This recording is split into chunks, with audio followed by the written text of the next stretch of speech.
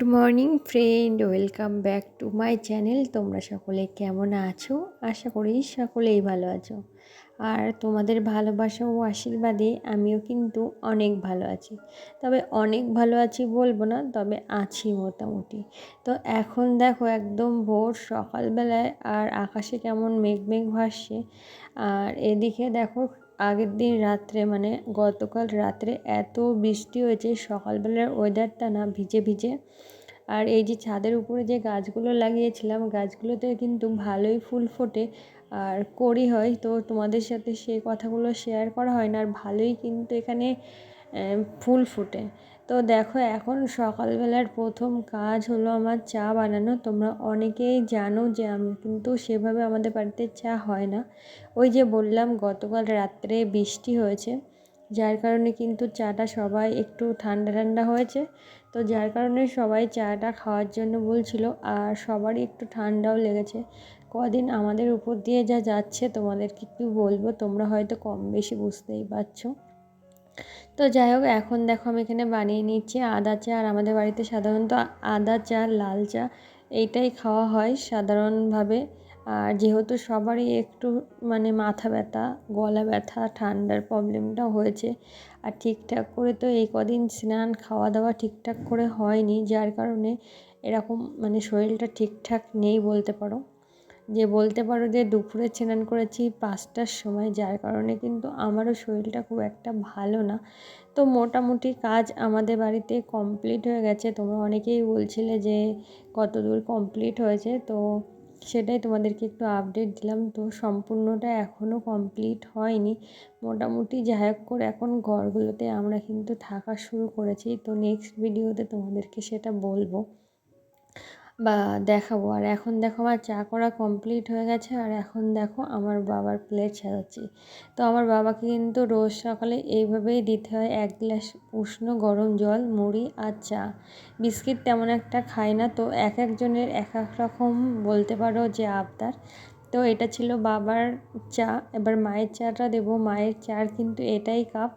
তো অনেকেই বলতে পারো এত বড় কাপ, মাই এত বড় কাপেই চা খাই, তবে কিন্তু ফুল ভর্তি করে খায় না। আর 2টো বিস্কুট, এটাই হলো মায়ের কিন্তু সকালের বলতে পারো চা খাওয়া, যদি যেদিন যেদিন খাই। এখন দেখো আমি যখন চা খাচ্ছিলাম তখন আমার একটু খেয়াল ছিল না সেটা ভিডিও করার, তো সেটা শেয়ার করতে পারিনি। আর এখন দেখো বাবা আমাদের ওই যে আরেকটা বাড়ি আছে, তোমরা অনেকেই জানো, তো ওখান থেকে প্রচুর আম নিয়ে এসছে। তো আমগুলো কাঁচা আম, তো এখনও সেভাবে পাকেনি।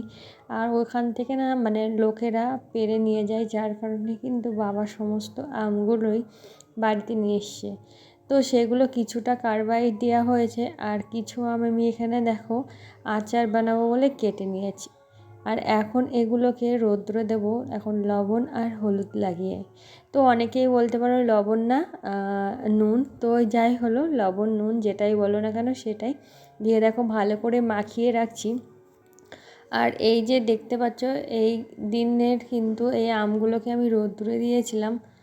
আর এই আচার বানানোর সময় আমগুলো রৌদ্রে দিলে কিন্তু আমগুলো দিয়ে আচার বানালে অনেক দিন আমগুলো থাকে, আর একটু যে আমের রসটা থাকে সেটা কিন্তু ঠিক হয়ে যায়। আর এদিকে দেখো আমি একটু এখানে আমের পেস্ট বানিয়ে নিয়েছি, আম জ্বালানো করেছি।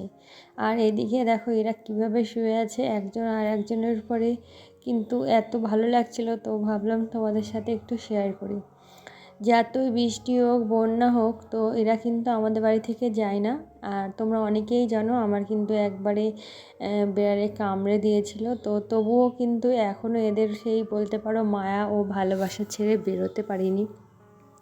তবে মানুষের থেকে আমার মনে হয় এরা মানুষকে অনেক বেশি ভালোবাসে। সামান্য একটু স্বার্থের জন্য মানুষটাই এত কিছু করছে, তো ওদেরকে সামান্য আঘাত পেলে ওরাও তো একটু আঘাত দেবেই বলো।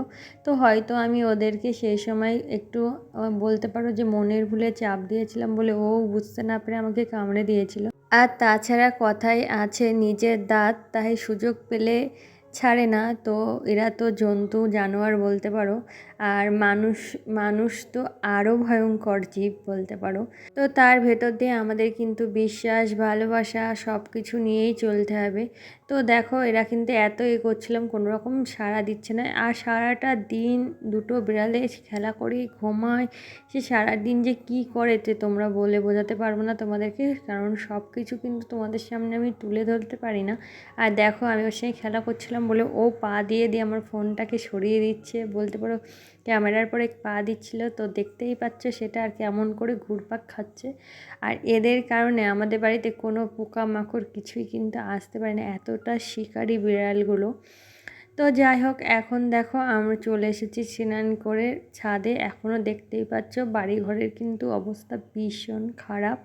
তো যাই হোক, তার ভেতর দিয়ে তো সব কিছু করতেই হচ্ছে, আমাদের করতে হবে, কেননা সব কিছু তো এভাবে ফেলে রাখলে হবে না। প্রতিদিন স্নান করতে করতে কিন্তু বেলা যাচ্ছে, তো যার যার কারণে আমারও কিন্তু খুব শরীরটা খারাপ। হয়তো তোমরা আমার ভয়েস শুনে কম বেশি বুঝতেই পারছো।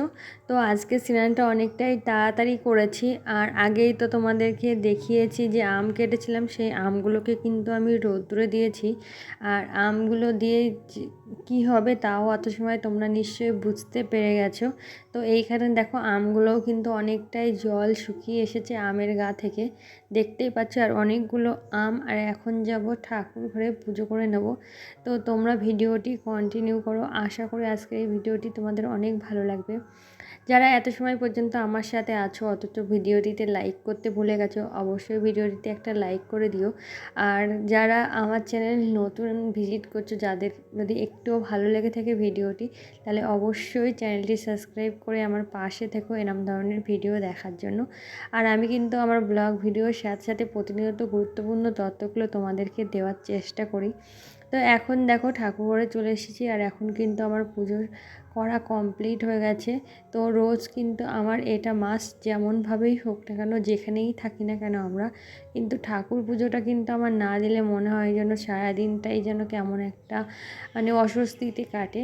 এটা কেন হয় জানি না। আর এখন দেখো সন্ধ্যাবেলা বাবা গেছিলো বাজারে।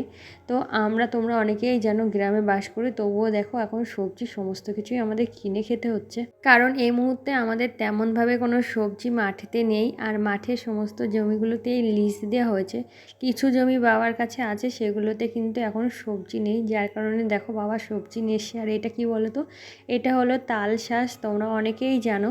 তো যারা গ্রামে থাকো তারা তো জানো যে তালটা আমরা পাকলে খাই, সেটা কিন্তু একদম ছোটোবেলায়ও কিন্তু তালের কুচ তুলে খাওয়া হয়। তো এখন দেখো বাজার থেকে বাবা সেটাই নিয়ে এসেছে, আর এটা আমার খুব বেশি ভালো লাগে, কিন্তু বছরের ফল তাই জন্য কিন্তু বাবা নিয়ে এসেছে। আর এইদিকে দেখো নিয়ে এসেছে গজা। তো বাবা আমরা ছোট থেকেই দেখেছি কোথাও গেলে কিন্তু সব দিনে আমাদের জন্য কিছু না কিছু নিয়ে আসে। উনি কিন্তু বাইরেতে কিছুই খায় না আমাদের ছেড়ে, বলতে পারো। হয়তো আমরা এত বড় হয়ে গেছি, তাও হয়তো ওনার কাছে অনেকটাই এখনও ছোট। তো সন্তান সবসময় মা বাবার কাছে ছোটই থাকে। তো যাই হোক, আজকের এই ভিডিওটি তোমাদের কেমন লাগলো অবশ্যই কমেন্টে জানিও। ভিডিওটি ভালো লাগলে অবশ্যই চ্যানেলটি সাবস্ক্রাইব করে আমার পাশে থেকো এমন ধরনের ভিডিও দেখার জন্য। সবাই ভালো থেকো, সুস্থ থেকো, হাসি খুশি থেকো, টাটা।